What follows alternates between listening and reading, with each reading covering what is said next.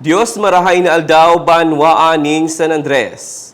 Ngunya nagkakaigwa kita ning paglangkaw sa kaso nin mga nagkakaigwa nin gastroenteritis digdi sa satong munisipyo.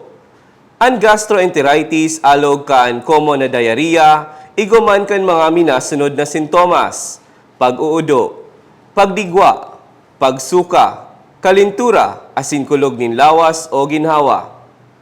Sa ngunyan bako pang malinaw kung ano talaga ang nagiging kausa kaini, siring taday pa man ang pinagluluwas na bacterial test result ang Departamento ni Salud hinggil uya. Sa nakaaging tulong aldaw, nahiling kan Rural Health Unit ang mapaspas na paglangkaw kan bilang kan mga nagkakaigwanin mga sintomas siring sa nabanggit.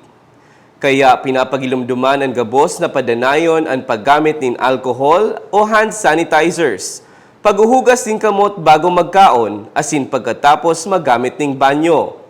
Siguraduhon man na malinig ang kapalibutan, urug na ang kusina kung saan pighahanda ang mga pagkaon kan pamilya.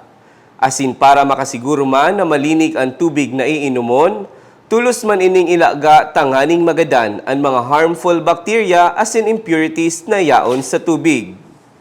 Kung kamo nakakaranas kan mga sintomas ng gastroenteritis, diretso makipag-ugnayan sa mga opisyal kan barangay o sa Rural Health Unit personnel na yaon sa barangay para matawan kamo nin tamang impormasyon sa proper management kan siring na kahilangan.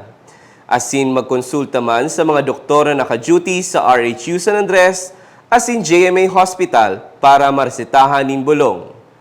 Para sa updated asin lehitibong impormasyon tungkol sa salud, mag-subscribe sa RHU San Andres Catanduanes Facebook page asin maghalat sa mga anunsyo kan barangay asin man kan munisipyo.